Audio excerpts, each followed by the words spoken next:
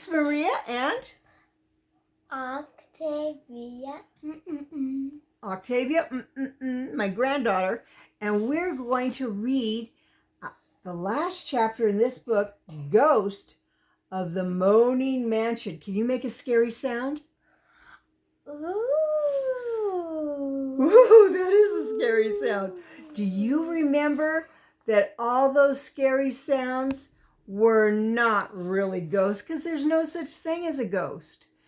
They were recorded sounds, and they put little speakers around so that they were hidden, and it would sound like, oh, over there was, yeah, that's what it would sound like. And they also had special types of pictures that they would shine the light, and a picture would be like over there, and it would look like, ooh, something very scary, maybe a ghost. But it wasn't a ghost, because there's no such thing as ghosts, is there? No, that's crazy. Well, also it would sound like this. Ooh. Ooh, yeah.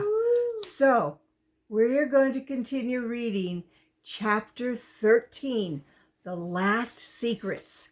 2 days later, DJ sat in the warm living room of the mansion and looked around. The people in the pictures still looked soberly out from the heavily carved frames, but everyone in the room was smiling.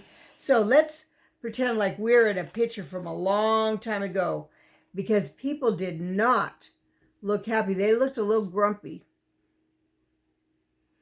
And that's how they took pictures. It's just so crazy. Now we like to smile. Okay. that means stop. DJ saw Sheriff Cadwell close the notepad and glance around the room with sad-looking eyes. I think this about wraps up the last of my report, he said, standing up. Mrs. Keene turned from the window where she had been looking out across the yard. Did they tell you why they did it, Sheriff? Well, originally, Miss Harrington thought that she had clear title to the mansion. That means that she was going to own it.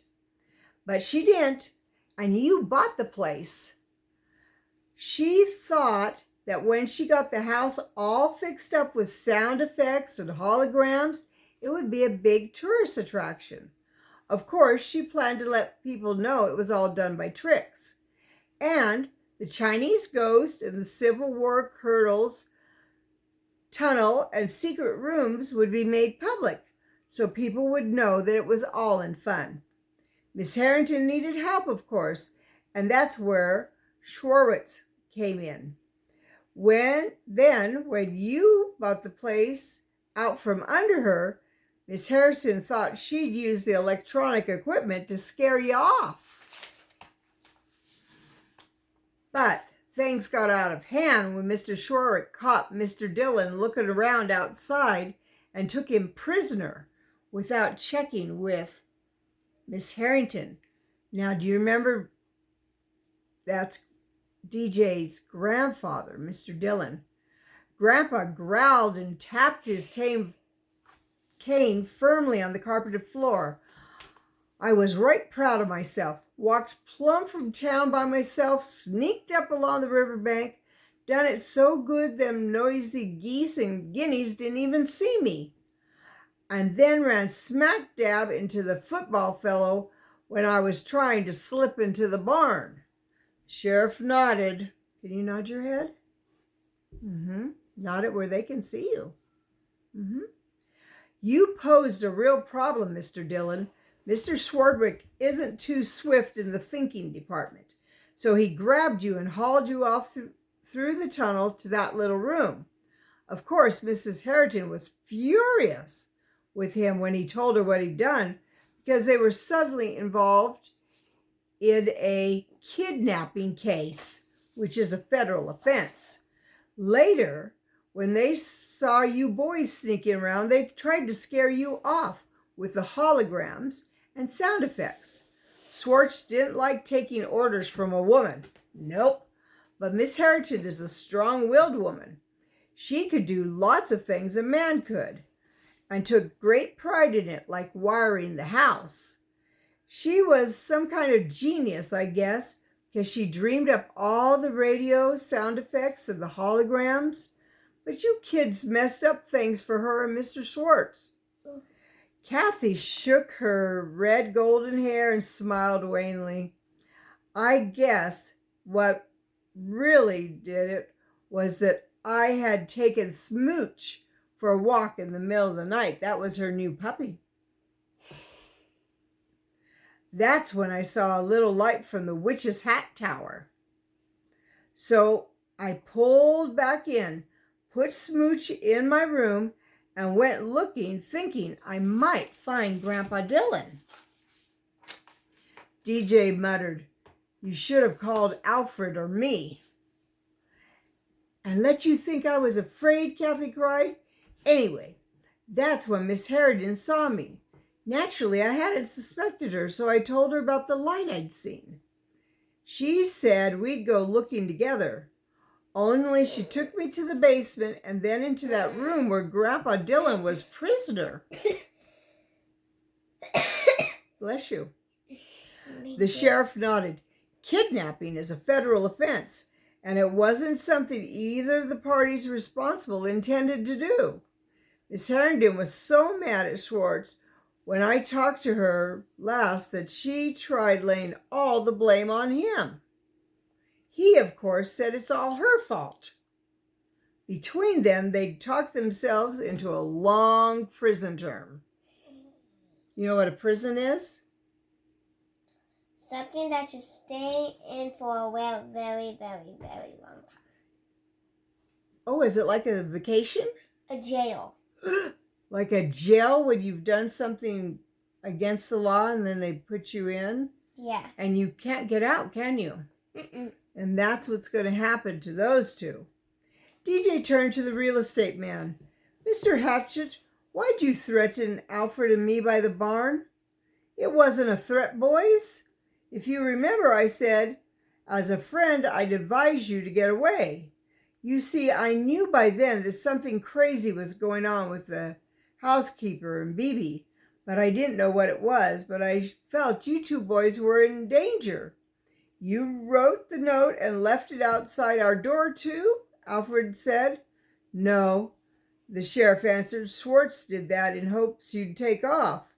He told me and that he and Mrs. Harrington were trying to decide what to do with Mr. Dillon here, and having you kids around complicated things." Grandpa held up his cane at the end. "Can't get used to this new rubber tip. Don't seem to me to make near as much noise as the old one." DJ glanced at the old man.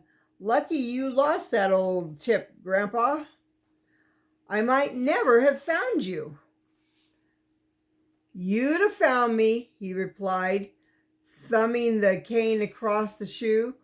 "I tried to signal with it, a tapping away on the floor every chance I got, hoping somebody would hear me."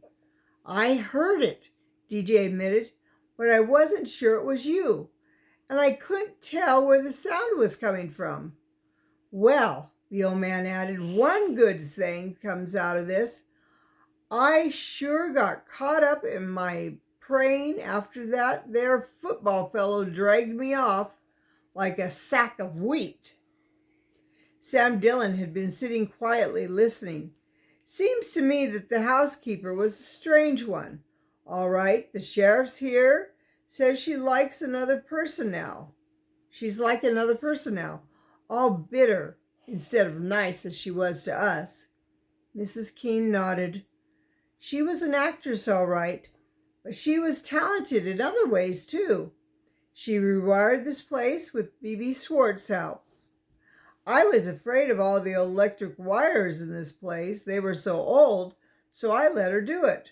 I probably should have been suspicious, but it never occurred to me that she was using her abilities to create all this ghost business." Grandpa Dillon said, "Now, Aorta, don't you go blaming yourself. That there housekeeper was just a plain greedy person with a dash of hatred thrown in. You never seen her be anything but nice, but she was meaner than a rattlesnake with me. She's sure glad sure glad she's going to be the guest of the state for a long time in prison. Yep. DJ saw Brother Paul sitting with his left leg crossed over his right. His big 10-gallon Stetson was hooked over the left brown cowboy boot toe. Well now, he said, a great voice booming out, I'm mighty proud to be sitting here with you all instead of out there in my car, sicker than a horse like last time. Everyone laughed. Mrs. Keaton reached over and patted the lay preacher's ham-like head. Just patted him. Brother Paul, you sure gave me a scare. But thank the Lord, a little food poisoning can't keep you down. Well, Alfred said with a big grin, I was worse off than you. Fear is a powerful thing. Yes, DJ said softly, thinking back, I almost doubted God and nearly ended up believing in something that wasn't real. I mean, sound effects and holograms. My imagination was sure playing tricks on me. Brother Paul's voice rumbled up from his massive chest. The Bible says, God has not given us a spirit of fear, but of power and love and a sound mind. That comes from 2 Timothy 1:7 in the Bible. Reckon that's a good lesson for us all to remember. Speaking of lessons, Miss Keene said, glancing at DJ, how are you doing on your history composition? The boy grinned. Got it almost done. Wrote about some of the things we learned this week. The Chinese railroad workers, Devil's Law, and this mansion. Alfred spoke up.